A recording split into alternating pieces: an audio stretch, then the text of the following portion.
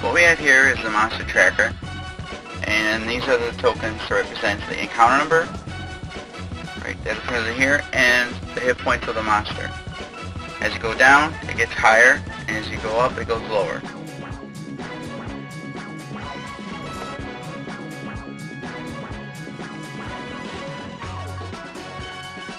Now here are the characters in the game. They all are different pictures, but they all share the same characteristics. There's no difference amongst them, just the picture. Now the hit points start at, on the green, which is 100, the top, and the bottom's a death. As you take damage, it'll slowly go to the skull at the bottom. Once it reaches there, you are dead. You're removed from the game permanently. The girl, which is different, and they're all the same, so there's no difference. So, as I was saying, they're just different artwork and different sayings that each one says. So, now this is fixed in the expansion, though I don't have it right now, so I can't really say much about it.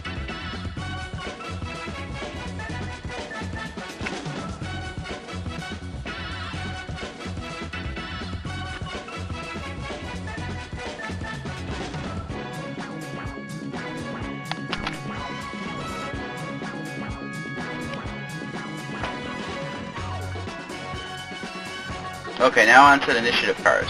These are very important. Each player in the game is dealt numbers from 1 to 6. If you have a 3-player game, in which in this case you're going to have numbers 1, 2, and 3, and you shuffle them and you deal them out randomly or let the player pick. It doesn't really matter. What matters is the initiative. So the person with the first player initiative goes first. Okay, now these are the attack cards.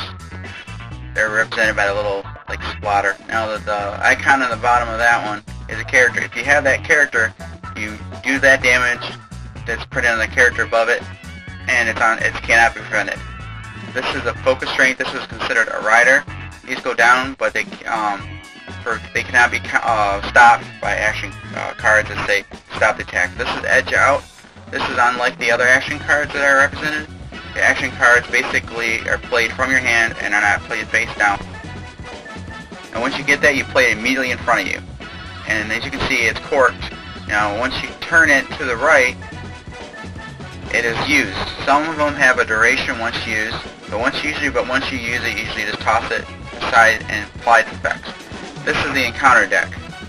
Now, the encounter deck is the monsters and events that you'll be running across in the game. They can be monsters, traps, or conditions. But once the condition is met, you go on to the next one.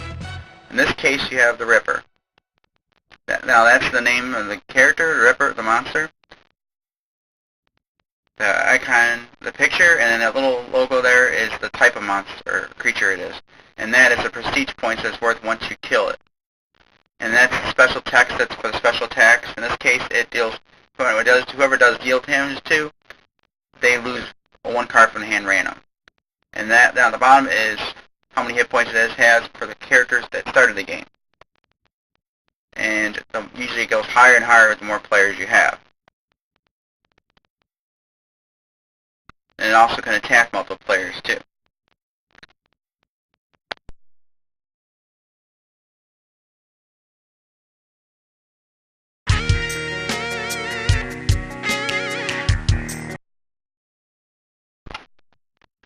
Okay, to set up, we're going to get all the characters and their hit points tracker all the way to the 100 mark.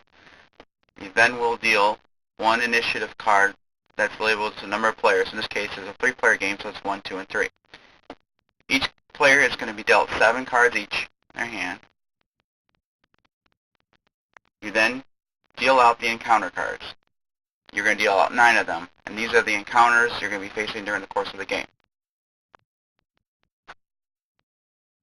On rare occasions, you might have to face more than 9, but usually it's just 9. Okay, then you're going to flip over the current encounter, and then look at what the stats are and everything. It's going to be 150 for this one, and spot on 1 encounter.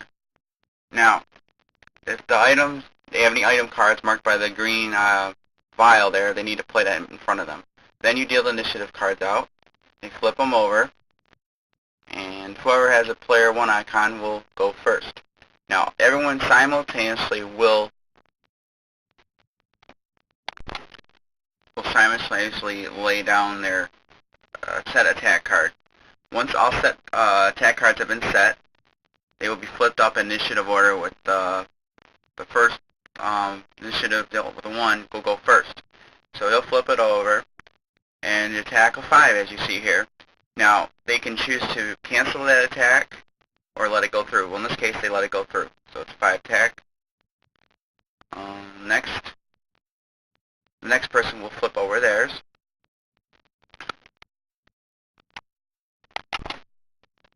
The next person will flip over their card, and which their cards is attack of 40. So they will see if anyone wants to cancel it. If not, it goes into the stack. So now the damage stack is 45. And then the third player will go, and they will flip over their card, and they have an attack of 50. Now, if the attacks did not kill them this round, then you just adjust the marker to the current health. You then deal out initiative cards, and then the monster will now attack. Now, according to Ripper, it will attack the player number 2. So he's going to lose 10 hit points, according to the card. So and then it'll also lose 1 card from his hand because of the effect of the attack.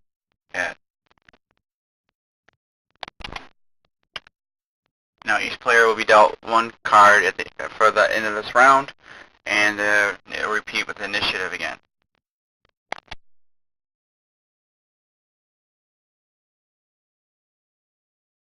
Okay, the first player will flip over the card and his attack of 10.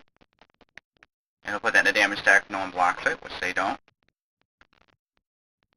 And the next player will then go, and they'll flip over their attack card, and it's 20, doing 30 damage total. No one will stop that one.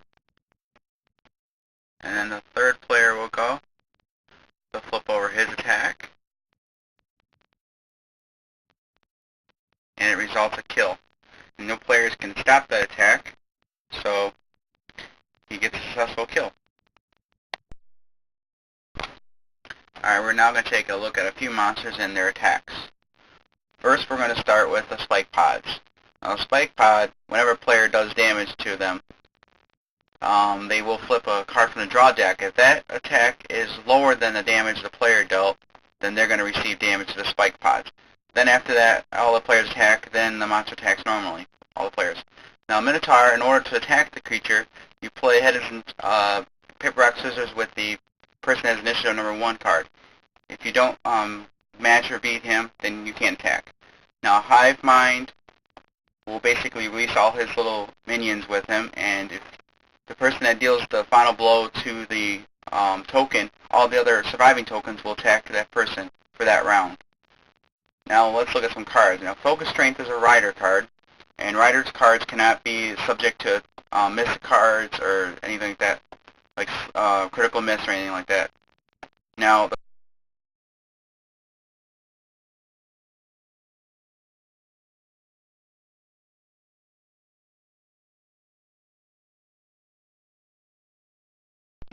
these action cards here have their specific, what they tell you what they do on them, so it's really cool. Now, the Edge Out is the only card that can cancel any card out that's laid down.